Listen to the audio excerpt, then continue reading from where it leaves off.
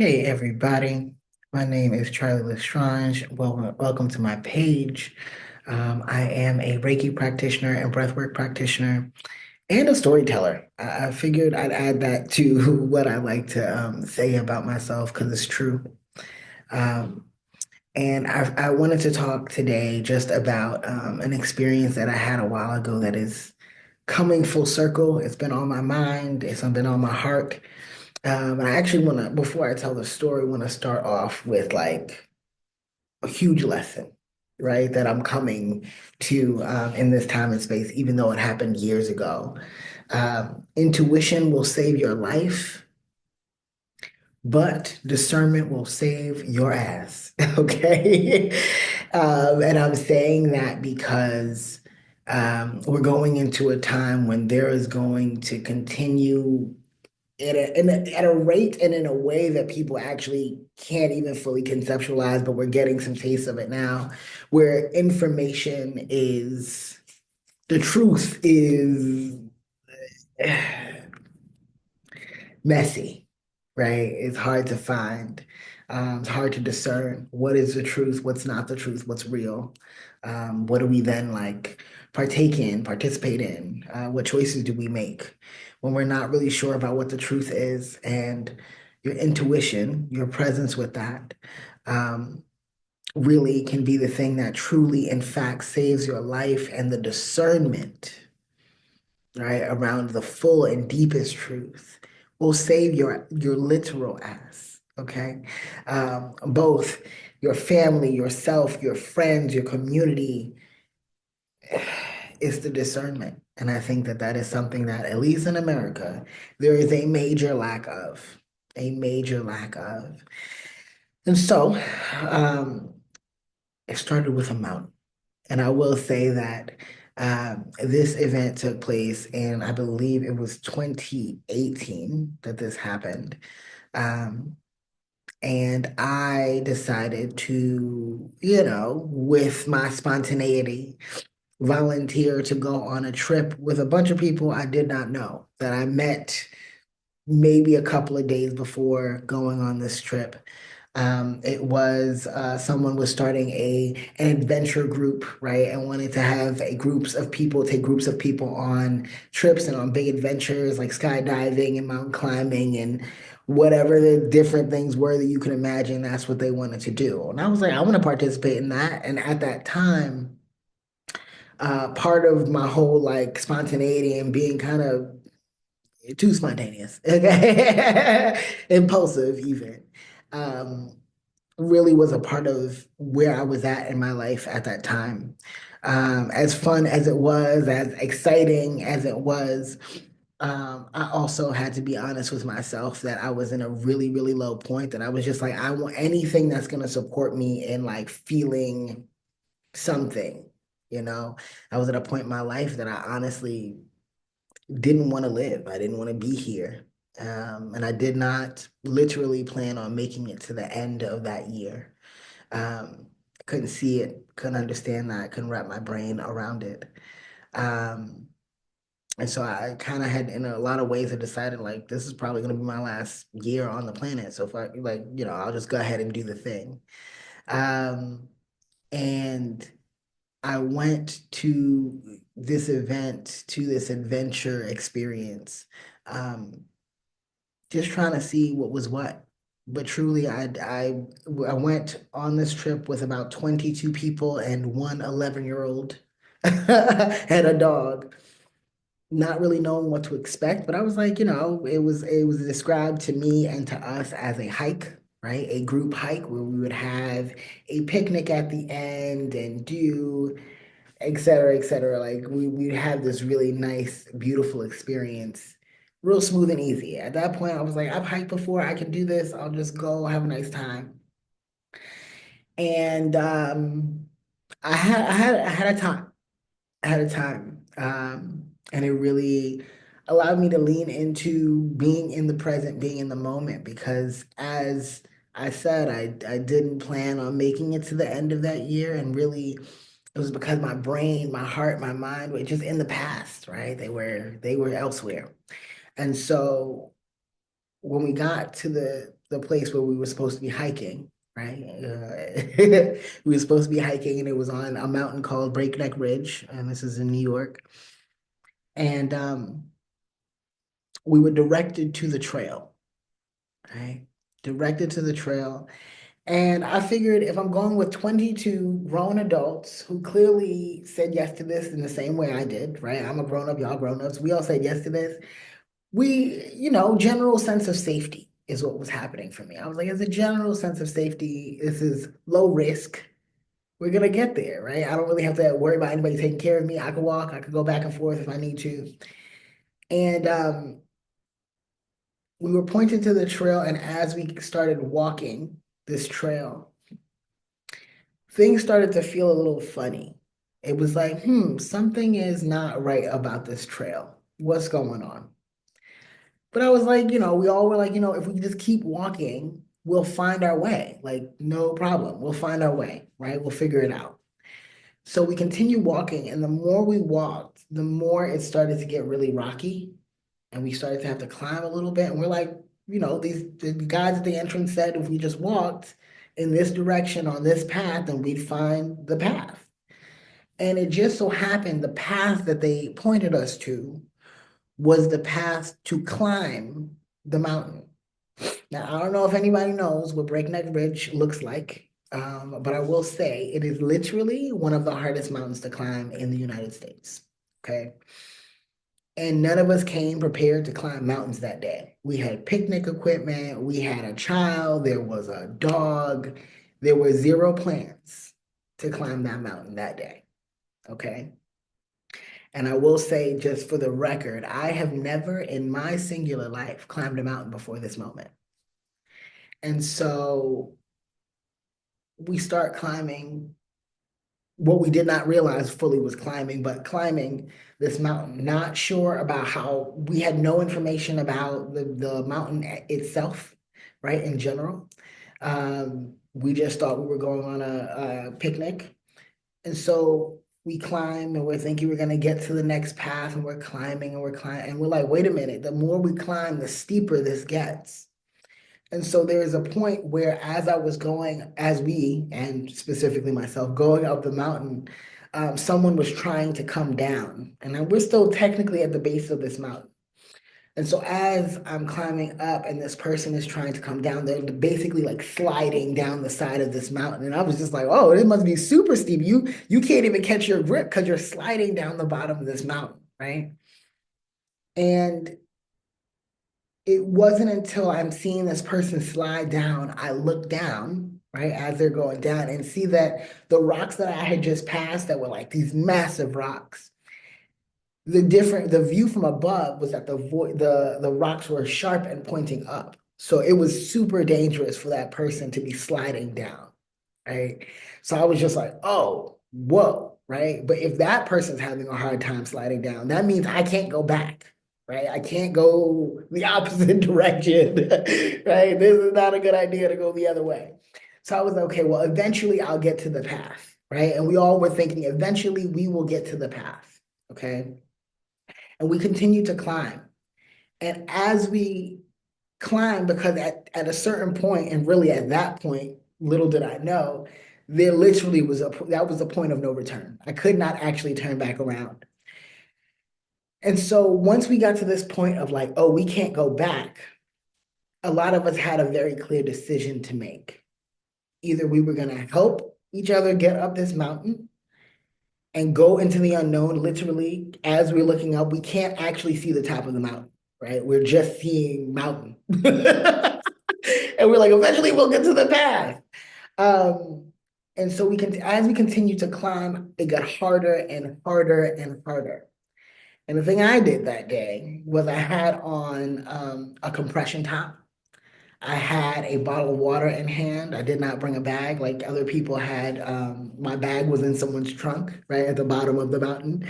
Um, and I had a hard time breathing, right? And at the time, especially, I'm a New Yorker. I trust nobody. Trust nobody is what my motto was. Trust not a singular person at all. So as I continue to climb, the more distrust came up within me of like, why'd this person make us do this? They knew that this was what it was, and they tricked us, and all this noise in my mind.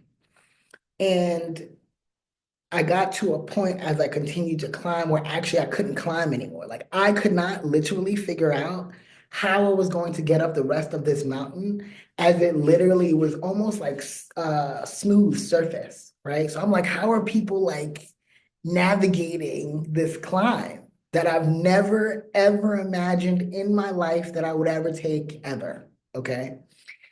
And so there's a point where I was just so afraid. I was so afraid, right, of how I would get up, and I knowing that I couldn't go back down. But I was like, what am I gonna do? And I kept hearing my intuition, my guides be like, you gotta ask for help now. And I was like, at one point, at that point, that particular point, everyone else was kind of just spread out. Everybody was trying to figure out how they were going to get up this mountain. Some people were literally pushing other people up the mountain. Other people were pulling other people up the mountain. And like it, but I at that point was alone, right? None of the people I came with were around me. And so I was like, well, who's going to help me? Nobody else is going to help me. They don't know me. Why would they help me? And it just so happened as I was getting that thought, universe was like, I promise you, if you just say that you need help, somebody will help you. So I was like, okay, I'm gonna ask for help. Of who? All of a sudden, as I was like, fine, I'll ask for help. Three people who seemed to be experts on this mountain were like, do you need help? And I was like, yes, help me. And these three absolute strangers, okay, help me get up that part of the mountain, right? Help me figure out where do I put my foot? Where do I do this? Where do I do that? Because I know I specifically needed help from someone who actually knew how to get up this mountain, right? I need somebody who knows because I don't know. And at this point, I can't figure it out. There's nothing in my mind can figure that out. And so they helped me get up a few steps. And so I continued to climb, frustrated, so angry, so overwhelmed. I got to the point of 666 feet in the air. And so at that point, there was a little platform where people were reaching and like taking pictures. And I just was so angry. I was so angry because I was afraid, right? I was afraid that I wouldn't be able to make it. I was afraid that nobody would help me. I was afraid that I would be blamed for my own death. Honestly, right? That somebody in the world will be like, this is your fault. Whatever happened is your fault, right? And that was really hard for me at the time, right? As somebody who already was just having a generally hard time being alive, right? Struggling with anxiety, struggling with depression. I couldn't even enjoy that win of getting to 666 feet in the air by way of my own body and the support of a series of strangers. And even getting to that, part of my anger was knowing that I had more mountain to climb, right? And a lot more. Not like, oh, but was at the top, like a lot more, right? And that was kind of the halfway point, right? Not exactly, but kind of the halfway point. And I remember watching people take their photos, and I was so upset. What are they so happy about? This is horrible. This is painful. It was a hot day. And so I was like, and thank goodness for those people who helped me get up this part of the mountain. And so I had to continue to climb. There was no way down outside of going up. And so I continued to climb. And as I was like, you know what? I could just be done with this. Again, I had this bottle of water in my hand. At that point, at a certain point, I had reached up to try to like pull myself up. And with this bottle of water in hand, it was like either you're gonna let go of this bottle of water or you're gonna pull yourself up. You literally have two options because I needed both of my hands. And as I was like, F that, I can actually just take the water and pull myself up. As I tried to pull myself up with the one hand, I almost released fully and like swung back. And so all I could see was just like trees and the sky. And in that moment, I knew that I wanted to live. I didn't know what for, but I wanted to live. And truly and deeply, that there was an ache, a heartbrokenness in me. And it was that clarity that really I didn't understand until much later. And then I continued to climb. I let go of my water. The water was to the wind. I continued to climb. And as I climbed, I got angrier and angrier. I felt like somehow the weight of my body got heavier and heavier as I climbed. I was cursing out everybody in my mind, right? That I could find to blame for this, right? For this choice, for this experience. Everybody was getting blamed. It was everybody's fault.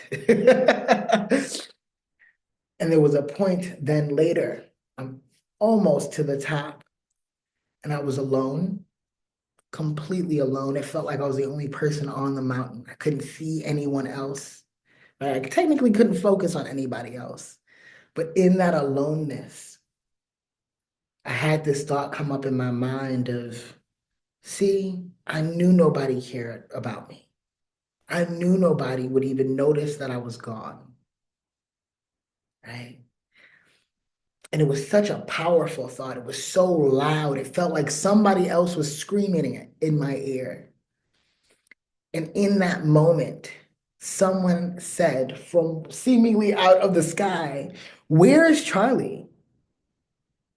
And I screamed, "I'm here, I'm here, I'm here, I'm here." And they grabbed my hand and pulled me up, right? A series of people, right? All these strangers who I did not know, who I was pretty sure in my mind at that time that they didn't care about me. They had no reason to care about my life. I was insignificant. You just met me today, right? So how would you even know that I was missing? And as I was pulled up by these series of people, we got to another like flat surface where a series of us could be. And people offered me their food and their water, and I was like, I don't know y'all like that, but thank you. But it was just that level of generosity, of care, of attention, right? Even to the stranger who was a part of the group. Um, that was really like, it was heavy to be with at the same time of all the blame and the anger and the heartbreak, the guilt, the shame of also my sadness. It made it really hard to get to the final part of this mountain because I had convinced myself that I could not do it. I can't, right? These people who were like, no, we got you. We will push you up this mountain if we have to. I was like, no, not me. Not me. Y'all can push each other up. Y'all gotten this far. Leave me here to die, is what I said, to really in my mind. I was like, I can't do it. I can't. And they said, come on, we promise you, we will make sure you can get there. We get there together. And I was like, no, but I don't know y'all. I'm not part of the group. I'm not part of the community now. They were like, you will get to the mountain, the top of this mountain. We are getting to the top of this mountain. And when I say these people pushed me up the top of this mountain, okay, past the 1,000 foot mark, push me to the top of this mountain. Okay, I climbed and they pushed, and I climbed and they pushed, and I climbed and they pushed. And finally, it felt like infinity had passed, getting to the top of the mountain. I know some people might think that they'd get to the top of the mountain, they're like, woo, yeah. That was not me. Right? I got to the top of the mountain, and all the other people were like, woo. And I couldn't even receive what they were offering to me. I was like, get out of my face. Y'all tricked me. I'm angry. Okay. The pain, the hurt, the suffering that I experienced coming up this mountain. I was so angry. And something that really started to shift and really call me into like my own discernment. What thoughts, feelings am I choosing? Was that as every person who was a part of our group, as they reached the top of the mountain, more people would cheer. And then more people from our group cheering, cheering, everybody's cheering. And then finally, everybody got to the top of the mountain, okay? And they kept cheering. And I'm like, but everybody is here. Why are we still cheering? Why are we still cheering? What are we cheering for? I could hear this woman like, help. Literally, almost, she's almost at the top of this mountain. And so the group I'm with, the people start pulling her up. And she has a child on her back, a human, a real actual human baby on her back. And she was like, I only kept going because you kept cheering. And it was a really powerful moment about the thoughts, the feelings I was choosing. I was not allowing myself to have full discernment about what's actually making this harder, right? All the thoughts, all the blaming, all the withholding of asking for support, the keeping out the care, keeping out the love. It made the journey so much harder, both for me, and it made it harder to celebrate other people. And it wasn't until that moment that that woman said that I was like, oh, whoa, whoa. Because I couldn't even acknowledge that I had climbed a mountain, climbed a mountain with a series of strangers that I had just met, okay, who pushed me up the mountain. And that also includes the people who didn't even know me, did not come on the trip with me, did not agree to support me in any way, outside of when I asked for help. And sometimes it's hard for us to receive all the cheers, all the congratulations, all the support. And really, what we don't always learn is that a part of that experience is discernment. What are you choosing? Because, in a sense, my intuition supported me in figuring out what do I need to do next? Because you're in uncharted territory. Because I'm climbing a mountain without equipment and without, a lot of times, without the support of other people around me and just me and my guides, me and nature, the Grand Maestro. That is it, right? And so it was my intuition that really supported me and like, do this, do that, do this, do that. But it was my discernment that I didn't realize was actually also supporting me up the way, right? If I did not choose to ask for help in those moments, if I didn't say, okay, noise, take a little bit of the back seat, so I can hear what I need to hear, right? So I can be guided. And especially in that moment when that person got, because I thought that I was alone in the experience. Nobody was struggling as hard as I was struggling. Nobody was doing what I was doing. And I also didn't want to seem so special that now people have to take care of me. People have to hold me. People have to support me. I couldn't do it by myself. And the truth is, I couldn't. But it took me, my discernment, my intuition, to get up the side of that mountain, to say yes, even when it was hard to say yes, when I felt bad for saying yes. So seeing that woman with that child on her back, knowing that at any point, any little mistake she makes, that's the end of her life and that child's life. There was also one last person that was on the trip with us that I didn't even consider, unfortunately, would probably have a hard time getting up this mountain because I couldn't think of anything or anyone else but me in those moments, right? I was thinking about my survival. And it wasn't until this last person got up the mountain, even to see it happen was so bizarre. This person was a much larger bodied person than myself, just a much larger bodied person than myself.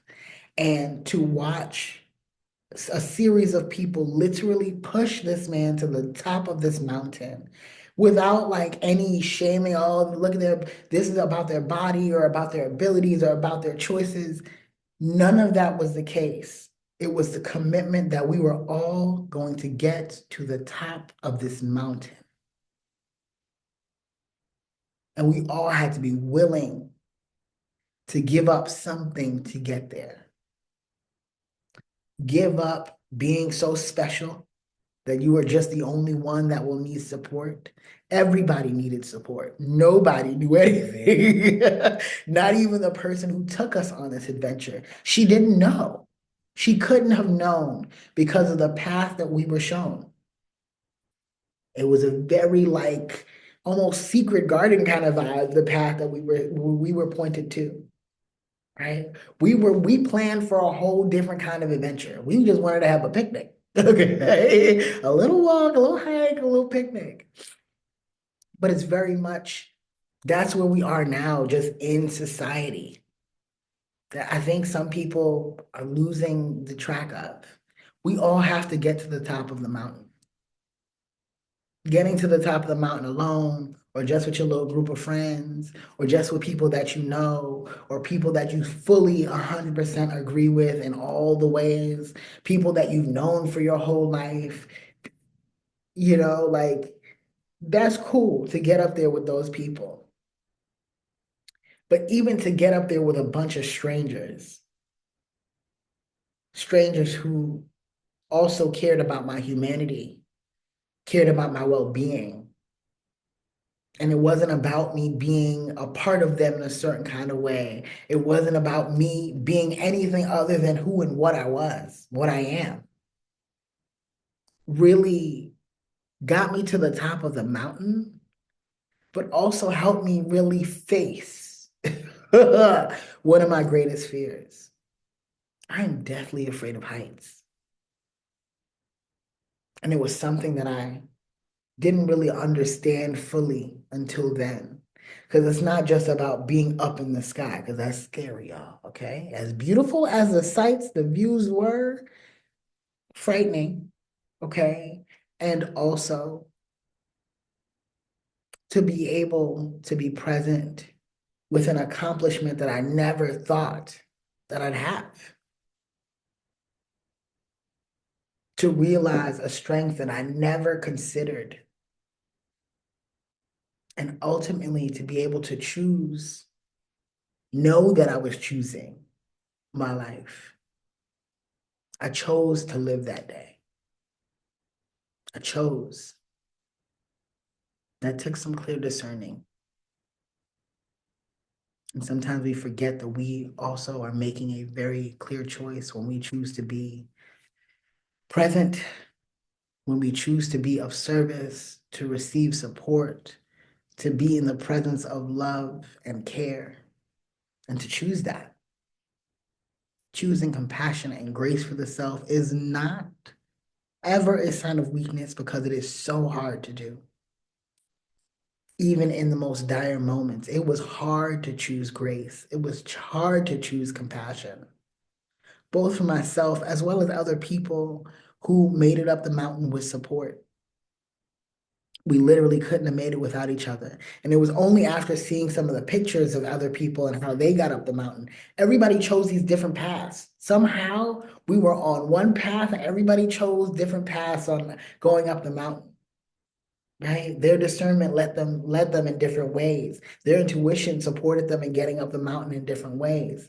And it was the determination that I'm gonna get to the top of this, seemingly because it seems like I have no choice. And also, because even when it seems like I'm alone, I know that there is somebody that's gonna help me. Even if it's the Grand Maestro, nature is gonna help me. So I'm grateful, as much as I am grateful for all the people, I'm grateful for all the rocks that was sticking out the side of that mountain that held strong enough for me to move on, to hold on to, right? I'm grateful for all the people who kept cheering, no matter how mad anybody was when they got to the top. They kept cheering. So, as I'm coming to the end of this video, I definitely want to encourage you to keep cheering for yourself even when you think nobody's listening, even when nobody's watching. Keep cheering for yourself, right? Even when it feels hard. And also realize that the blame game only makes things harder and heavier, right? Somebody else might be responsible, but nobody is to blame, right? We all have a responsibility, and we do have a responsibility for our own lives, right? The choices that we make, right? The things that we do for the people that we love, but also for the strangers, right? We have a responsibility to be mindful and kind, compassionate to strangers. Not just because you never know when you'll need help, but you never know how that can change the whole trajectory of your experience, right? We need each other. I learned that on that trip when I thought it was just me. It's just me on this mountain. It's just me on this hard, stressful, painful journey. Not only was I not the only one, but it took more than one of us to say, yes, I can keep going. And it took other people saying, keep going. I got you. I will push you if you ask, right? If that's what you need, right? I will pull you up. I will seek you out. And so I want to remind you too that there is somebody seeking you out for your support, for your love and your care, right? For your nurturing. I know that it's important that you reach out for that too. Reach out for the care, right? Because I can't imagine if I said nothing when they were like, "Where's Charlie?" And I'm like, "I don't know these people. They don't gotta know where I'm at. I'm here." And for me to literally reach my hand up here, please, here I am, and let them pull me up, knowing that I wasn't too heavy. It wasn't too hard. I wasn't too hard to love in that moment. I wasn't an inconvenience to anybody. It wasn't about my identity. It wasn't about anybody's politics. It's just because. So I want to encourage you to keep that in mind and in heart as you move through this week, as you move through your days. Somebody is seeking you out. Know that sometimes it is just a matter of raising your hand saying, I need help. I don't know where I'm going. I don't know what I'm doing. In your quietest moments, where may you actually be able to listen more intensely and intently to the guidance of your intuition, to relieve yourself of some of the noise or messaging, stories you've been told about yourself, stories you tell you about you. Know that your intuition will save your life. Your discernment will definitely also save your ass. Okay? And so, if you've gotten to the end of this video, thank you.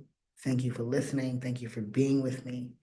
I want to ask that you like this video, you subscribe, you share this video with folks that may be able to benefit from it. I want to wrap this up actually by thanking the person who took me on this journey. Ashley, thank you. Thank you for this adventure. Thank you for leaning into your own unknowns because this was her first trip, is what we found out at the end of the journey. Thank you for saying yes to your own unknowns. Because the truth be told, you could have been like, we call it off, stop, everybody come back. And you actually allowed yourself to keep going, and that encouraged us to keep going. And it supported me in getting to the top of a mountain I never, ever thought I'd reach. I hope y'all have a good day, good night, good afternoon, and I will holler.